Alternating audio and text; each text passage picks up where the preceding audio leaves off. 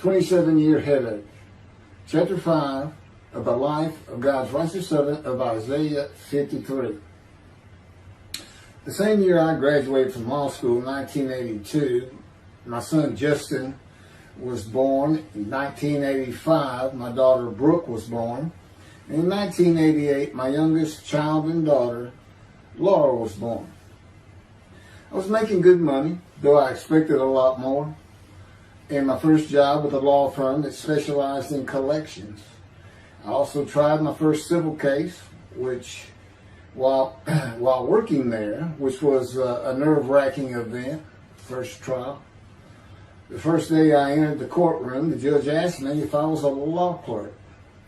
I had a very youthful appearance, though I was 28 years old, not 20, common age for a law clerk.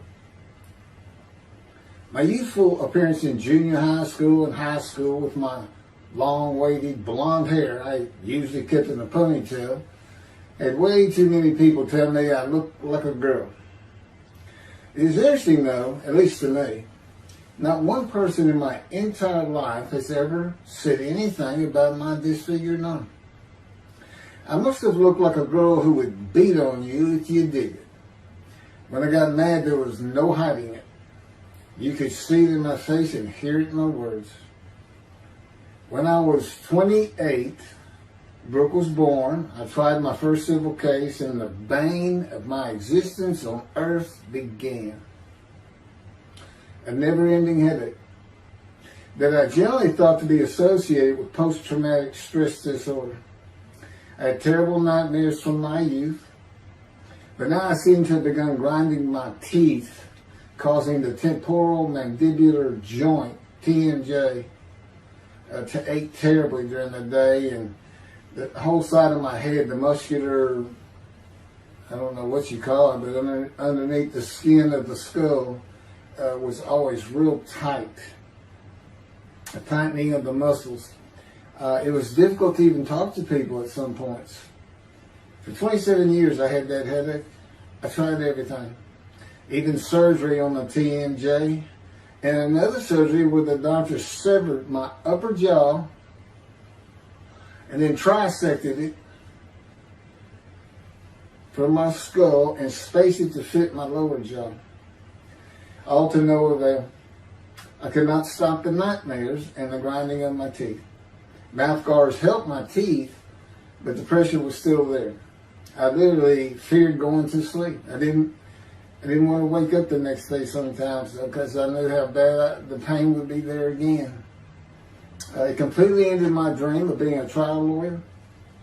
So I got an associate position in an oil and gas firm and began learning how to prepare title opinions for oil and gas companies on tracts of land they plan to drill on. Basically, a title opinion is you start from sovereignty, which is when the state granted the land to someone, usually great, large tracts of land, and from there you get parceled out and cut up, and I'd be chasing one small tract within a very large one almost 200 years ago, in the early 1800s, and I would have to create genealogical charts of heirship, for people who died without a will, and they had to know who the family members were, and I got very good at it, and I really enjoyed it.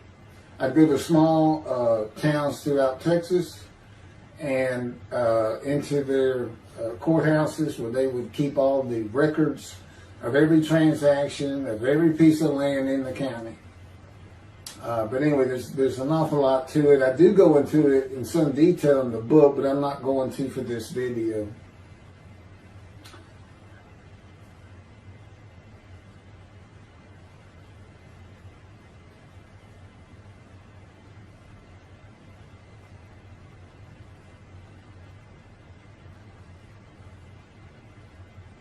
Eventually, I had my own firm. It's just me.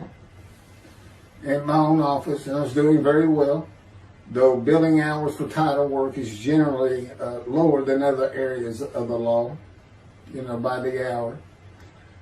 But I had also been involved in multi-million-dollar sales of production between oil and gas companies, probated wills, prepared affidavits of heirship, worked with landmen to fix title defects, appellate work, including arguments before justices, plea bargaining in criminal cases for defendants, and anything else that came my way.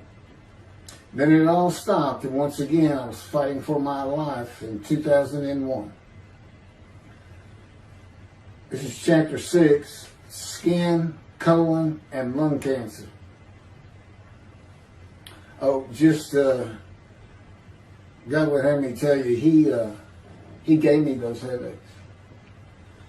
When he came to me, I stopped having nightmares. He provides my dreams for me now, and often as a learning experience. But the grinding of the teeth, everything stopped, and I thought it was just because I wasn't having nightmares, and took away any symptoms of PTSD, for which I was receiving money from an insurance company for disability, partial disability. And that went on for about 7 years. Then one day we're out walking, year 7 of 13, and I had that headache. It just came. And I just stopped. And I said, "You got to be kidding. You did not give me those headaches." He said, "Yes, I did. It's necessary. You are considered the suffering servant of Isaiah 53. You had to suffer your entire life until you're suitable for my purpose." And that includes fitting every verse of Isaiah 53. At that time, I had finally read it, 7 years into all this. It was about year 2, I think. But yeah, he did. And, I ended up taking painkillers left and right and drinking with it, as so many people do. I was able to maintain, my life, my work, and everything, but it was enough to put the strain on my marriage that I pretty much blamed myself for it. And I told him I did it. That's the only time I got hot. Disfigure me, gut shot, those things, they didn't bother me. But I said, you hurt my children terribly with that. Because I became a bad father. I wasn't the father I could be. They love me and I love them. We don't have any serious risks. They're off living their lives and they're all doing great.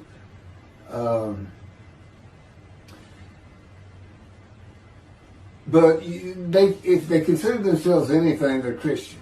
And although I don't think any of them are overtly religious, or that they're in church every Sunday or anything like that, but when I started going to the conservative synagogue here in town, and I told them I was converting to be Jewish, that pretty much just saying I would be a Jew, I guess. I'm not sure that I didn't believe in Jesus. It was probably more of it, God says. But really haven't talked to them much at all in 7 or 8 years. But anyway, so God gave me the headache just to make sure.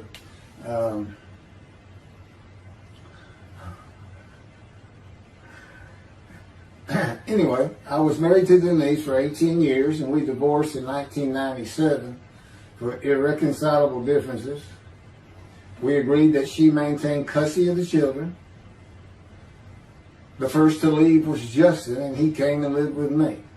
Then Brooke started getting in trouble, who is as tough as she is beautiful. Her mom's very difficult to get along with.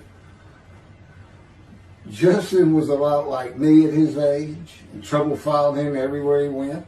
Like me, he was hard to talk to, and like me, his getting out of high school was a coin flip.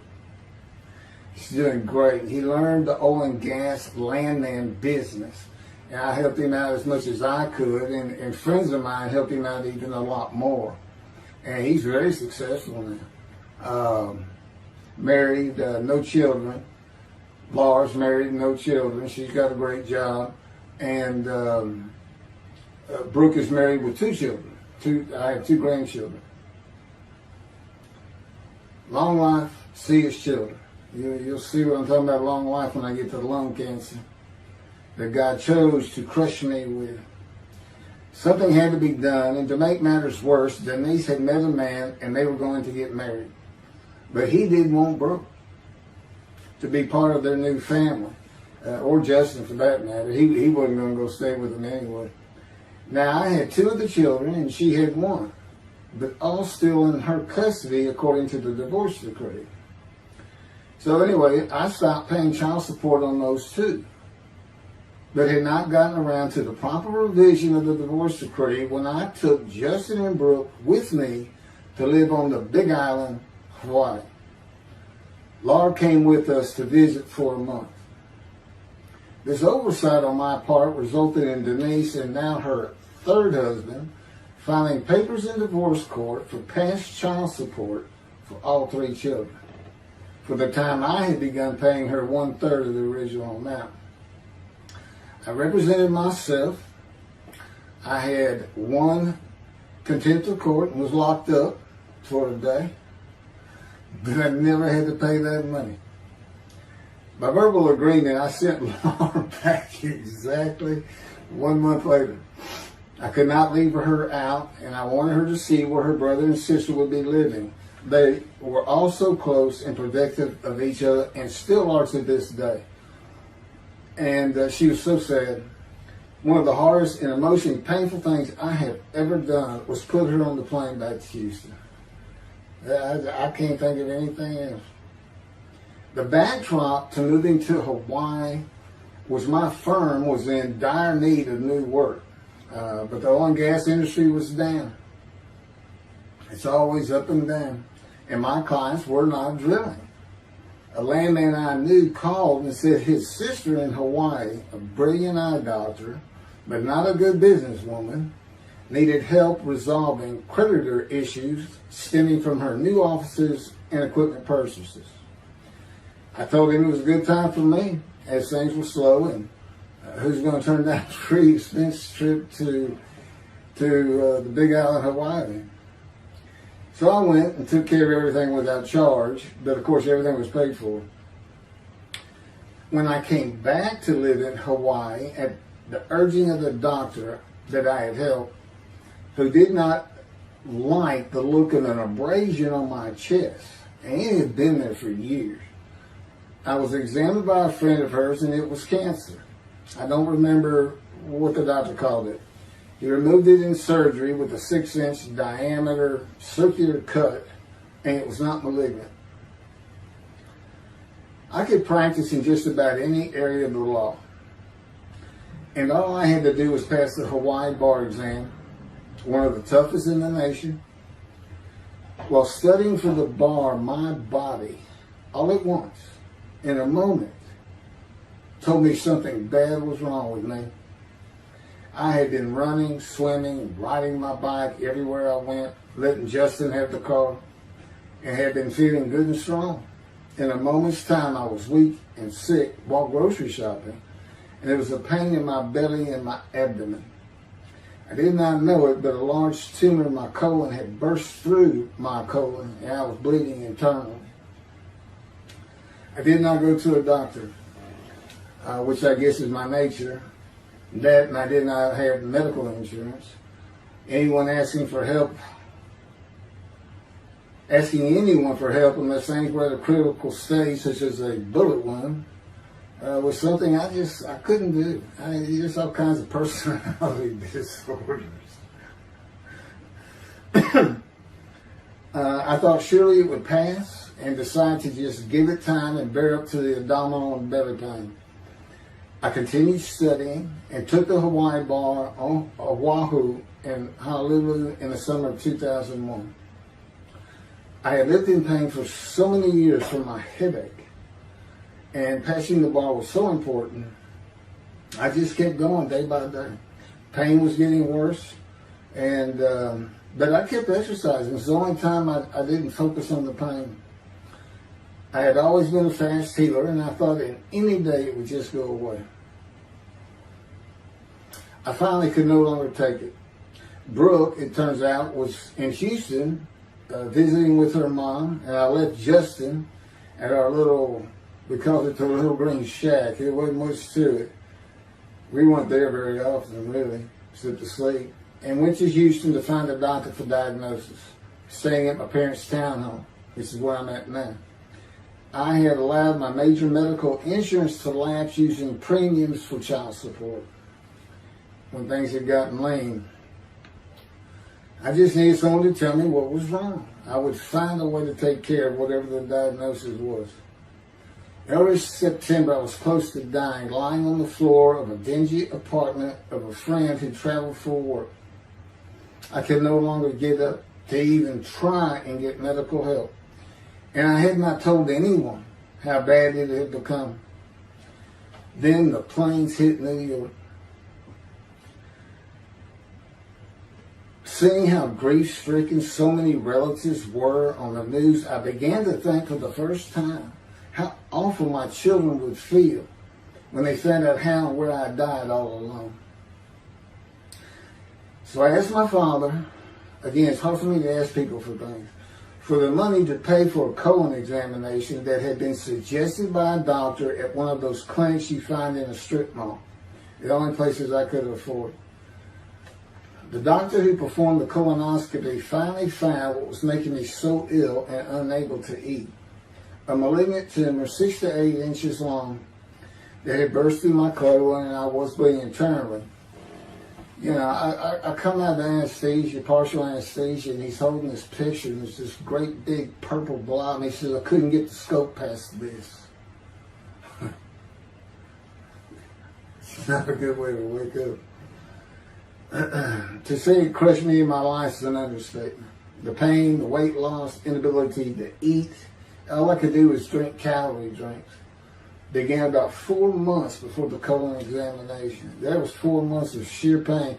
But as it turns out, I did pass the Hawaii bar exam. It was now early October 2001. The doctor told me, look, you don't have insurance. Go to Bentop Hospital. That's the hospital I went to when I got gunshot. I prefer gut shot. It sounds better. Yeah, man. And he gave me the pictures from the procedure showing what he could not get the scope past. Just shaking his head and saying, you should have come in much earlier. So I went to Bentop thinking I was here in 75 on October 5, dying, but I did survive. And here I am again on the first week of October 2001. I showed the pictures to the admitting nurse. Instead of them sending me to the waiting room, she just looked at me and she said, this is a public hospital. I mean, you can wait all day long to have a cold check. She looked at me and said, why did you wait so long? And how are you still alive? And I told her, I have no idea. She did not send me to the waiting room. They had an orderly take me immediately to a room. There they hooked me up to a morphine machine where I could hit a button at a time interval I can no longer remember and receive a small dose. I do know I never missed one. I was very depressed, and my parents who waited in that line for admittance with me looked so sad and depressed. It was not one of my better days, though I finally had some pain relief. Day after day, I lay there waiting for the next test they would run. It was during this time I received notification that Denise had filed papers in the divorce court to recover monies for the time I was taking care of 2 of the children. It's also when I received notification from Hawaii that I had passed the bar exam. So, Bentop Hospital, what a lifesaver. I mean, young surgeons in like Baylor University, medical schools, it's a prime position to get your hands on if you're going to be a surgeon, because you're in surgery all day long and all night long. As long as you can stand up, they're bringing people in. It's just a real hot spot in Houston and a great hospital, but it's not a place you want to stay. You really don't. My doctor would come in and be out so fast, I never knew what was going on. He did tell you my previous surgery to my abdomen, where they opened me up from stem to stern, complicated removal of the tumor. On October 25, my son's birthday, who was now stuck in Hawaii, They cut me open again and removed the tumor. It was about a week or so later, I was released with a schedule for chemotherapy. I returned to the dingy apartment all alone. I just stared at the television for weeks. I did, and chemo is so depressing for those who had to go into it. A small room with big chairs for about 20 people who all looked like death, including me. Everyone with an assortment of bags of chemo dripping into our arms for hours. It took about 8 hours before I really got sick from it. And I had to park a long way to avoid paying for parking and drive a long way to the apartment. It was a very gloomy fall and winter. When I completed my chemo of once a week for 6 or 9 months, more tests were scheduled. I do not remember how many months the chemo lasted. I do remember I did not finish, missing the last 3 sessions. At the end, I could not get out of the door without bursting into tears and just not go. It just wore me down to nothing. On the bright side, it was my goal. I had my own apartment called the Loft. It was brand new and very nice on a bayou close to downtown Houston with a running trail alongside it and lots of woods near Memorial Park where I had been running a 3-mile circuit since high school. I returned to being told for follow-up tests, including x-rays on my chest, and the colon cancer had not returned then and to this day. The chest x-rays were another matter entirely. The doctor told me he had bad news and showed me the x-rays telling me the white spots I was seeing was cancer. They were everywhere. Lungs full of cancer, he said, at a stage I could not be treated with any success. My dad was with me, and I asked the doctor, well, what does that mean? And when he said you need to prepare for death, the look on my father's face was so sad and hurt at the same time I'll never forget. And we've been through some tough things in this house. Every house we've been in. It didn't affect me one bit. I did not feel anything. I was too beat down from the chemotherapy to care, I guess. God tells me I had a lot to do with that. And the fact no matter what they said, I didn't think I was going to die. But I didn't know that. I just wasn't having that conscious thought. And God says he had a lot to do with that. Of course, he hadn't spoken to me yet. I had never seen a doctor for cancer or any other ailment since that day. I had to get Justin home was all I thought about. But I needed money. I found an old client that needed a title penny for a drill site well. I struggled through that and got my boy back to Houston. And it was tough. I was so weak. And it had been so long since I really had done any title work. And just going to pick the work up and visiting with the client was a major to-do for me. But we got there and I got Justin home and he went to live with some childhood friends. This was now 2002 and going into 2003. I just walked all over the running trails in the 3-mile loop at Memorial Park and in the woods day after day. I didn't think about dying, but I did start. But I did not think about restarting my law practice either. I watched a lot of television and played video games. I watched the Tour de France for the first time and got inspiration from Lance Armstrong. I was still alive though, and the funny thing was my lungs never bothered me. I was never sick. It's because God had already removed it. After I got the news I was dying of lung cancer, he took them from me. That's what he tells me. And I don't have any symptoms. As you'll see right here, in 2005, I picked up some title work here and there and made an office out of my loft. I bought my first motorcycle, soft-tailed lowrider Harley Davidson. First time in many years I was happy. I loved riding that bike. In 2006, I did some landman work for standard day wages and began dieting and running.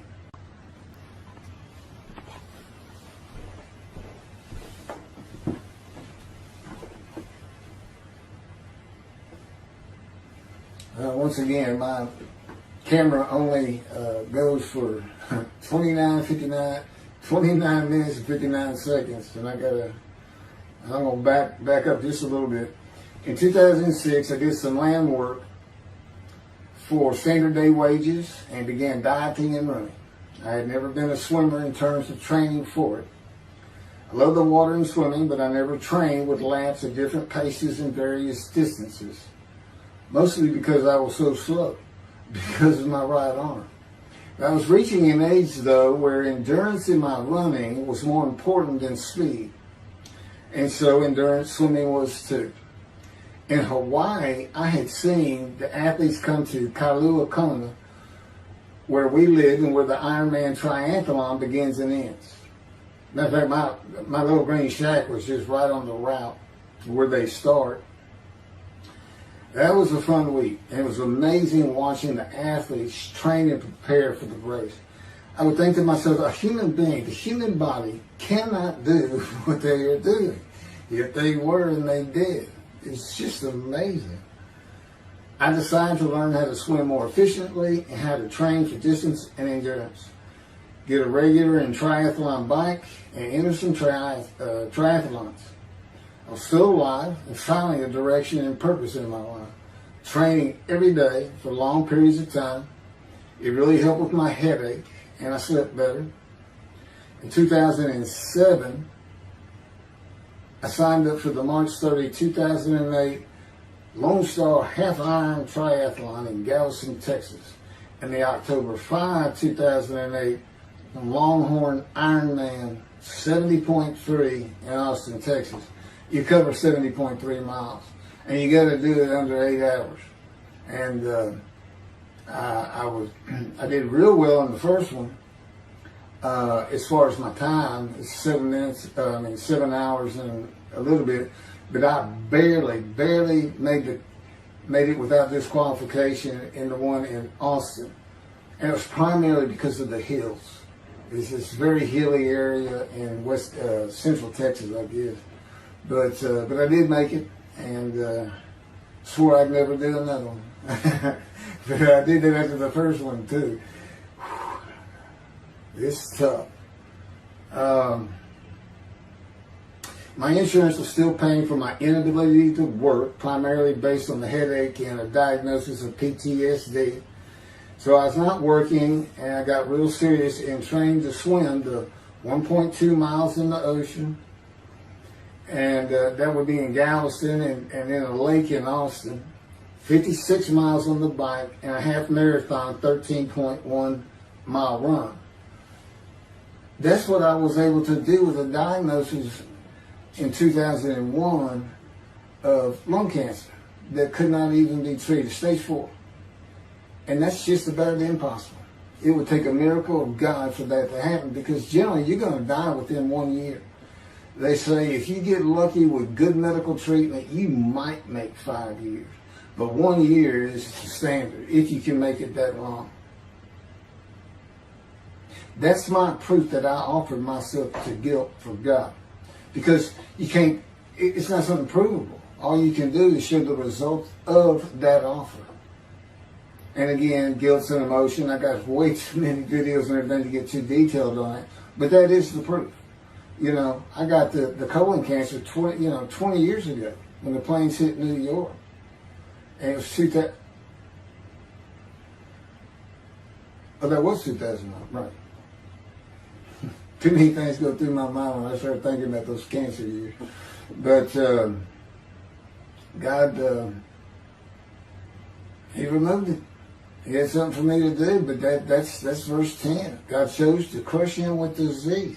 And as I've mentioned, the reason he chose that is to show that I was blemished, defective, could not possibly be an offer for sacrifice, because he knew what the Gentiles were going to do.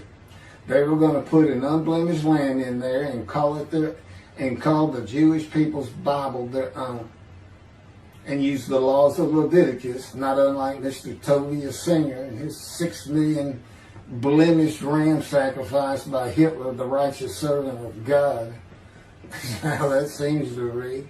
He's welcome to respond any way he wants to that. But it's on the video, it's in the book, it's in quotes by him. It's from his midrash, from his site. And he said, share this with everybody. Everybody can take it and just share how great my knowledge is. Well, it's lacking in some areas. There's any question he's an intelligent man. But his reasoning capabilities, in my opinion, at least as to Isaiah 53, are severely wanting. I am that man. And God's going to give the Christians hell with it and with me. Just like I just heard this for the first time on the video. When all of a sudden he had me say that Jesus announced he wasn't the man of Isaiah 53 on the cross. When he said, Father, Father, Father, why are you forsaking me? Because he was about to die. In Isaiah 53, who he thought he was, and he's not, who he didn't fit the verses, but he thought he was, he's supposed to be exposed to death, but give him long life. So boldly he goes into the Roman Jerusalem and gets himself taken up. He's not worried. Delusional, yeah, maybe, but as far as I'm concerned, he's nothing but a story. He never existed. And the story starts with the Essenes of the Red Sea Scrolls and the teacher of righteousness. Real quick, I'll go over that. Here's the thing. Their founder is called the teacher of righteousness. Okay? They were great followers of Isaiah. They had the great scroll of Isaiah. They're prolific writers and copyists. They had their own gate at Jerusalem. The Essenes gate. Now, the New Testament never mentions them. You got Pharisees, Sadducees, Essenes, but they never mention an Essene. And Jesus, quite frankly, would have been one of them. Because they embody who he is. They didn't like riches, hated sinning. They didn't like material things. They removed themselves from Jerusalem, in the most part, to those caves by the Dead Sea for that very reason. But they did have a gate. They still had people who would be there. And you know what they would do at the gates? Tell stories. That's what you do. You tell stories. And it is a great story. Here's this guy. He's connected with God. Back then they believed men were gods. Caesar was a god. Over in Egypt you had the same thing going on. It's common thought that men could be gods. And this story just springs up. And there didn't any question. They'd have gone and questioned him. I mean, they're sitting right front and center in Jerusalem. You think they didn't hear about this man walking on water, raising the dead, feeding 5,000 with 2 fish and 5 loaves, turning water to wine? That alone, Rome would have said, Caesar would have said, he does what? He turns water to wine. Bring him to me. Don't touch a hair on his head. You don't kill the man who turns water to wine. You send him out with your armies. Make your men happy. It's there's so many ridiculous aspects to it. Most particularly, God performed a human sacrifice for the sinning Gentiles. He's left the sinning Jews for the sinning Gentiles. But he gives them an out, these Gentiles, not his chosen. He gives them an out. I know, I'm going to kill my son for you. So that you'll be forgiven of violating my commandments and laws. If anybody knows God, and the Jews do, and I know him like nobody's business, that's not him. That's not him. I mean, he told the Jews, I'm never going to leave you, but I will punish you. Now that's him. That's him. And he'll put you through hell just to make you a better person, a better people. And he has no plans of changing that. He's not going to change the minds and the thinking of billions of people to make them love the Jew. He's just not going to do it. And the practicality is, he didn't create man for him to even be able to do that. Now, he could have created humanity where he could do that. He could change the mind of everybody at the same time. But I'll tell you on this, he's been working on my mind for 13 years. It is one brutal bundle. It's a very one-on-one affair. Now, he says, I could just kill everybody. I mean, that's easy enough. That's easy. I could just kill everyone, but He said, that's not, it's all about this. You got to know how to read the Bible. It's written for antiquity first, and the Dark Ages, and then the Age of Enlightenment. I mean, basically he's saying you've got to go back over it. You've got to check these guys. You got to check Rambam in his speech. God's going to make the world speak Hebrew. Or, they will be the pure spirit. You got to check some of this stuff. And I read Rashi's, I went through his Isaiah 53 Midrash, and all I can say is very unimpressed. I've seen what he has to say in Malachi. He didn't pick up on any of this. He didn't know what the angel of the Lord is, the angel of the covenant that you desire. He doesn't know how Moses goes by a burning bush that's not consumed. The angel of the Lord is in there, and God speaks. I do. To me, it's just like, well, you just get some basic concepts, and all of a sudden, and quite frankly, it'll open up the scripture to the Jews. They can put the Talmud aside for a little while. But I will say this. God says, if you can study it, study it. There's all kinds of great things in it. Just be real careful about what you teach from it. And it's useful for heaven. If you like to talk about Talmud as a scholar with other Jews who may very well be in a scroll of remembrance with you, you can meet up with them. You'll see them in the meeting places, have them over to your room. Y'all can watch the new earth being created and the new peoples of God chosen, and watch the evolution of the chosen people. And humanity, the same as this one. God says, why would I change it? Why would I change it? When I did it, it was perfect. And you can tell Mr. Singer that the evolution that he's talking about, where all of a sudden the world's going to love the Jews, been going on for over 3,000 years, and it hadn't even. And today, anti-Semitism's up, and David is here. It's not going to happen. Thank you very much. I will be doing. Was that 5 and 6? Yeah, that was 5 and 6. Now the book picks up at chapter 7. It's on a video when God first speaks to me. And it's very interesting. And we'll still be putting some videos out. But I've pretty much covered all the major material. Everything from Isaiah 53 and the day of the word, Lord. There's a few more things. And it's a better read than it is a video watch. But, for those who like to read. But it's covered very well in these videos. And now that I put in the personal part in, which is to show how I fit Isaiah 53, and you see the difference in my life. Now that's a life of suffering. That's a life of pain. That's a life of familiar with disease. They say, gee, well, he died on the cross. He was scourged. He was scourged and this and that. Do you know how much he suffered in his life? I mean, he's not even in the conversation as a man of suffering. He's not in the conversation. Thousands and thousands and thousands of people died horrific deaths back then and by crucifixion. It's not the only one. This is descriptive of a man and his life. So you can find him, identify him. And what did he do? He never suffered. He was never sick, ever, until the last day of his life. He's 30 years old and he's got one day under his belt of pain and suffering. To me, that's not, you're not even in the conversation. I mean, that's nothing. That's not even suffering. That's just, you had a bad death, sorry. You got whipped first. You got whipped. One gospel says the scourging was an open-handed slap to the face. Now, the other three do say scourge.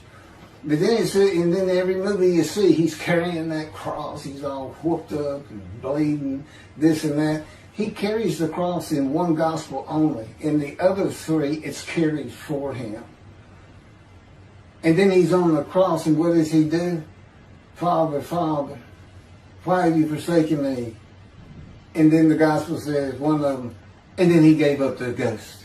He gave up and died. I laid in the back of an ambulance for 8 hours, doing everything I could in my power to stay alive. Just gave up the ghost. There's another video where we make that a little bit more humorous. Anyway, thank you for listening, and I guess that's it. Thank you.